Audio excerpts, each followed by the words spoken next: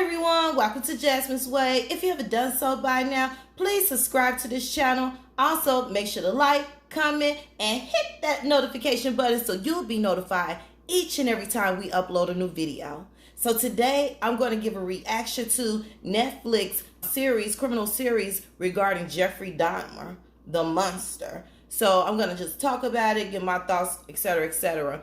So first of all, I am 43 years old. So I was in elementary school when Jeffrey Dahmer was all on the news about his arrest and being sentenced to 15 consecutive life sentences in jail. So I remember his story as a kid and how graphic it was. So first of all, I just want to say this. First of all, before I even begin talking about this, my condolences to the victims and their families. I just send much love out to those individuals. I'm a mother, and I could never imagine anything like that happening to one of my children. So I just first want to say that. So we're going to go straight into talking about the series, and I just give you my thoughts about it. And, feel free to comment. Your comments are welcome here. I appreciate your comments. And so let's just jump into it. So first of all, this was a fictional account of true events, and I have notes here. So if you see me referring down, my apologies, because I am referring to notes. So we're talking about Jeffrey Dahmer, who was a serial killer, and he killed between 1972 all the way to 1991, 17 innocent victims. So let's first talk about his childhood that was displayed in a Netflix series. So of course, we know Jeffrey Dahmer was born May 21st, 1960. So as a child, Jeffrey Dahmer was kind of a loner. So I've seen a few Jeffrey Dahmer series, movies, etc. Amazon Prime also had a movie about Jeffrey Dahmer's childhood, and I'm going to put that up on the screen so you can see it. So yeah, I watched that. I watched that probably like last year. And so, it had similarities to what Netflix displayed in regards to his childhood. It's just that was just the Amazon movie had way more details about it. So we know Jeffrey Dahmer was always kind of considered quote unquote weird, a loner. I want to say the word, but different, and etc. So, his mother, Joyce Dahmer, in the Netflix series, it appeared as if she had some mental illnesses going on. I mean, she was, taking various medications when she was pregnant with Jeffrey Dahmer. I don't believe that had anything to do with who he was. I genuinely do not. Also, later on in the series, it showed that Jeffrey Dahmer's mother may have been suffering from postpartum depression that can happen to women after they give birth to children. And the father, Jeffrey Dahmer's father, who was Lionel Dahmer, was very unhappy in a relationship and marriage. And in the series, it showed that the father took a little bit more time up with Jeffrey, because I believe the mom always knew it was something really off with her child. And so the dad went to the point of just starting this crazy, insane to me hobby of them going out, catching roadkill. And he showed his son how to dissect these various animals that were dead on the road. They would take them back to their home, go in a garage, I believe it was the garage, and dissect them, and etc. And this was going on for years between him and his father. And in the Amazon Prime movie, The Childhood, it showed that as well, that relationship and those dynamics, which was really weird and not normal. There's no way you should be, picking up dead animals on the road and going back to your house and dissecting them and doing all these other crazy things with it. But anyway, so in high school, Jeffrey Dahmer, had a low GPA, and you see a little bit in the Netflix series of him being like a class clown in a little way, where he was mimicking people and some of his classmates were laughing at it. Now in the Amazon movie, it was either a movie or a series, I think it was just a movie, it showed more detail of that. So I believe that really was happening, that he was just kind of mimicking people just to be, weird and try to call himself being funny for a couple of people to like him, but he still didn't have no real friends. So, his parents end up divorcing. Mom just was like, peace out, I'm leaving. I'm taking my other son, who was his younger brother, and she just left. She left him for I believe all summer and going into his senior year, if I'm not mistaken. And the dad was like nowhere to be found. And so like just this guy, Jeffrey, just started to just, when you have a lot of alone time anyway, which he was a loner anyway, what's the saying? I think it's idle time makes idle minds or something. I might be saying that wrong. But, he just had a lot of time to himself, and he started just going into all these compulsive behavior things that he just probably had been wanting to do anyway. And then, of course, that's when, his first kill begins. And that was in 1978 when he was at home alone, of course, during that time when his mom had left and his dad was like with his new girl or soon-to-be wife, and he was there in the home alone. And that's when he was like, he picked up a hitchhiker and he basically took this guy back to his house. The guy was hitchhiking to try to go to some big concert he wanted to go to, and Jeffrey said, hey, look, I'll take you there, but just come on first, let's go have some beers and different things like that. And so he basically ended up killing this guy. Now he later claims that was a mistake, but this man just, we're gonna go into about some people just born evil. Well, we're gonna go into talking about all of those things. But anyway, so he has his first kill, and he actually was stopped by the police when he had the body in the car because he was swerving and stuff like this.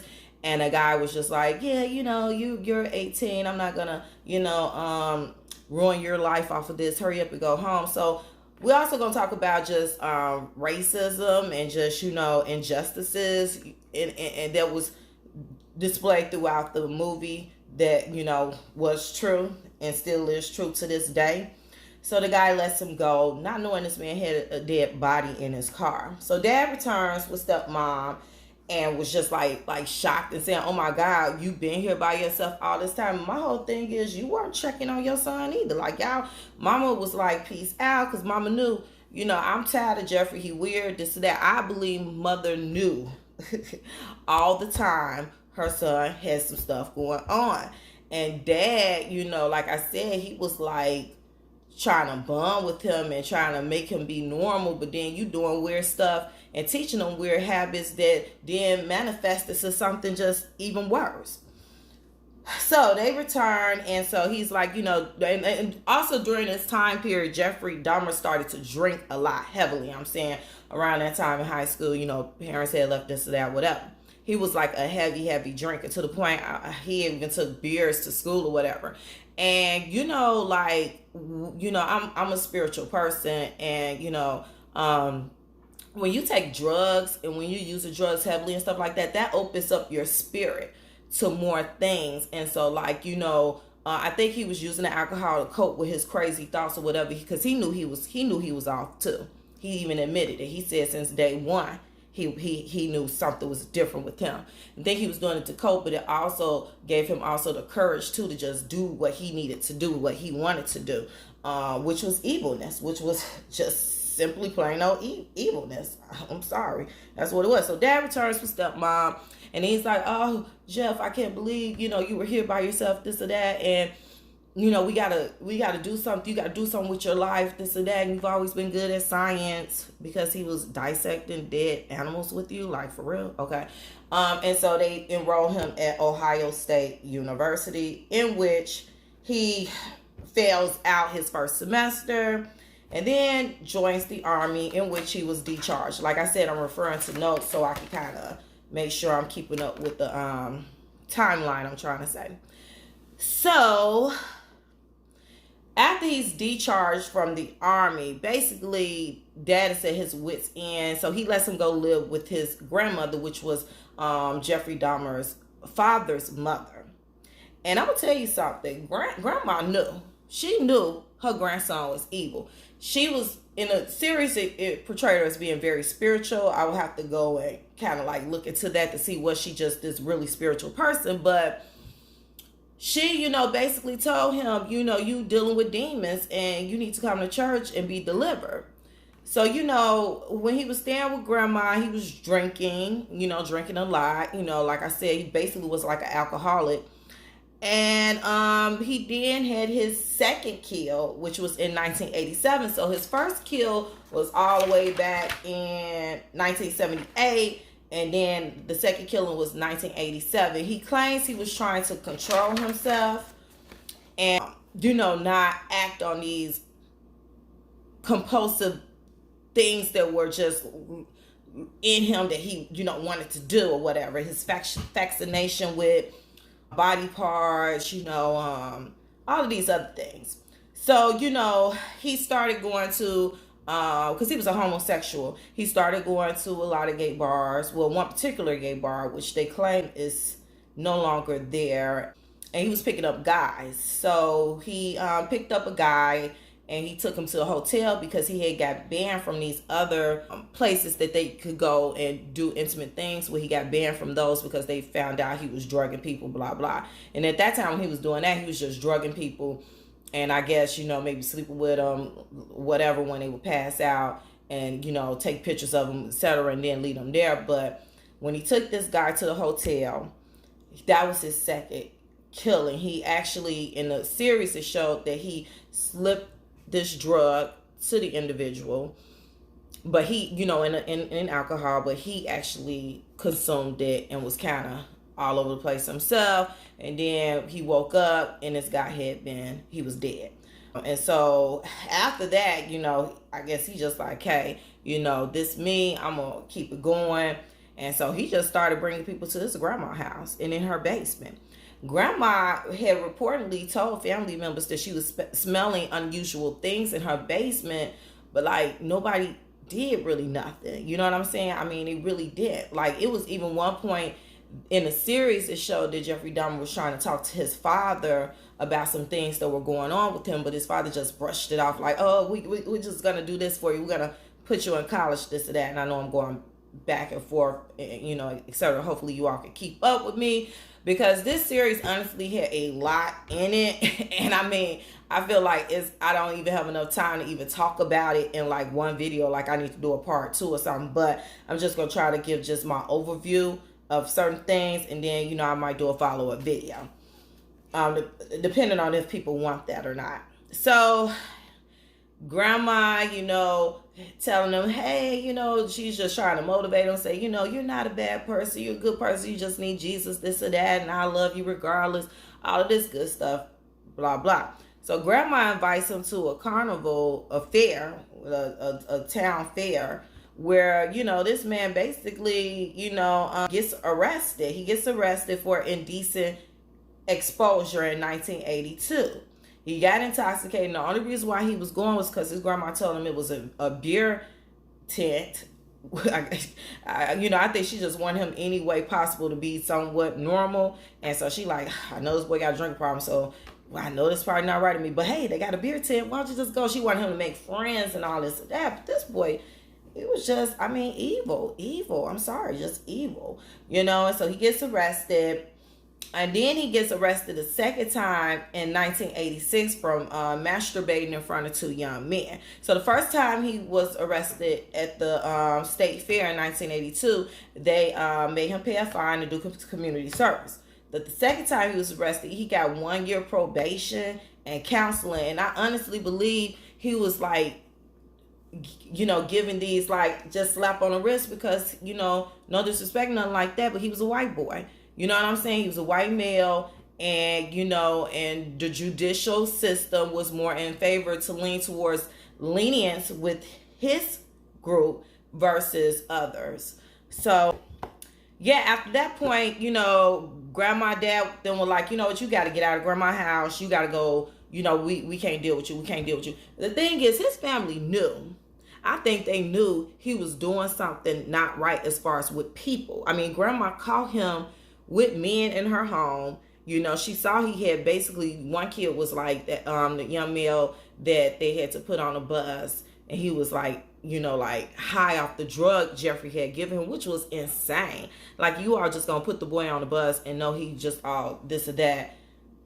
It was just a hot mess, a hot mess. And this could have been stopped a long time ago before all these people had to lose their lives. And so then he moves into the Oxford Apartments, which was true.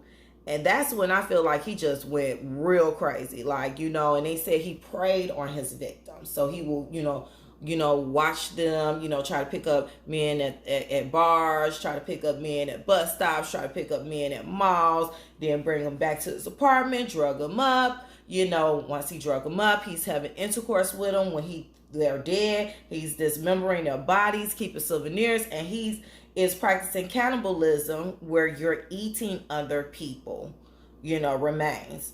It's just horrific.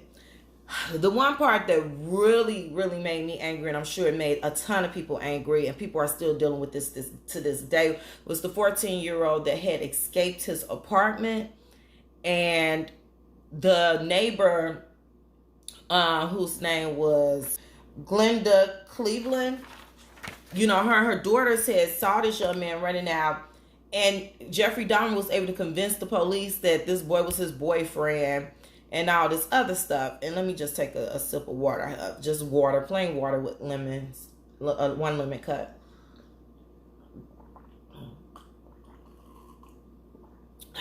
Thank you. So this was just so sad, and this just shows again him getting away with stuff because of the white boy privilege. Okay, and sorry if I'm offending anybody. I'm not trying to, but I'm going to keep it 100. I'm just going to keep it 100. So he telling them all of this and that, but they don't want to listen to these black women who telling them, no, look into this. Why this boy's head's bleeding? This boy's drugged. Why? And they let this boy go back in there with this man. Those same cops, and I'm going to look into this because nothing really happened to them. They got suspended later, you saw, with pay, and then they got an award.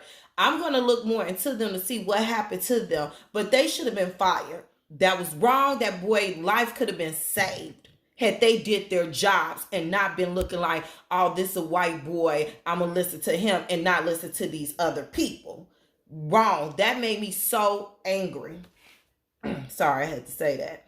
So, in the series, I like the fact they dealt with racism as far as injustices in the judicial system, police racism, that neighbor continuously, and that neighbor really didn't live in the apartment building. She lived on the block in actuality. But the continuous people calling in on this man, and nobody took it seriously because it was in the hood that he was living. And like somebody else said, it was easy for him to get away with everything. He this white boy, doing what he want to do, and nobody taking a crime. So people report seriously because they didn't care anyway about that neighborhood, to be honest with you. And all the red signs that his family knew, his dad knew, and they his dad admitted in the series, and I have to investigate this and see if this is true, that he actually had fantasies like Jeffrey Dahmer about, like, I guess, murdering people, parts, stuff like that. I don't know how true that is. And he was just saying that he gets this from me.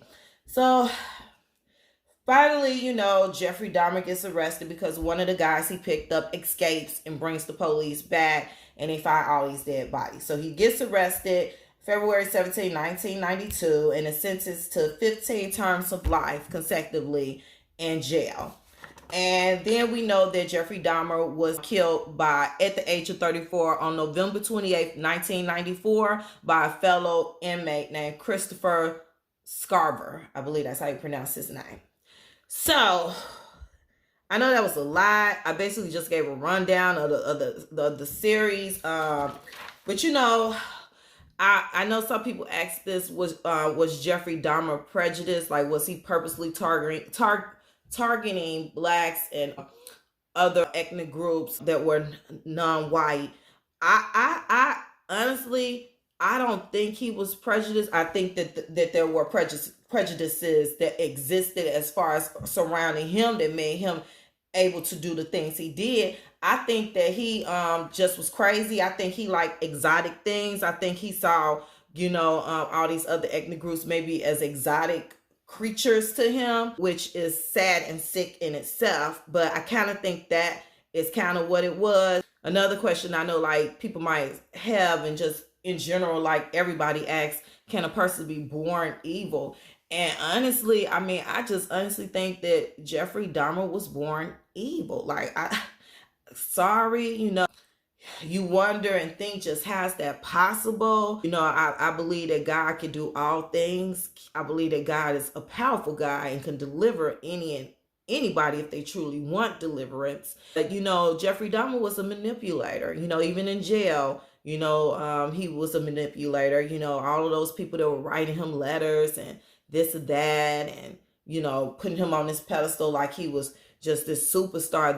They were sick. I think some of them were prejudiced and racist, and liked the fact that he targeted the groups that he targeted. But it's just a sick world we live in, and you know, we just have to be careful. You cannot ever, you know, be going places, back to people's homes with people you don't know. You know, one thing my mom used to always tell me: if you're dating somebody, you let us know, because my mother used to always say that person could kill you and we wouldn't even know nothing about it. So like, if you dating somebody and you're not telling anybody, or that person maybe have told you, keep a secret, or you just don't want people tell your family who you dating.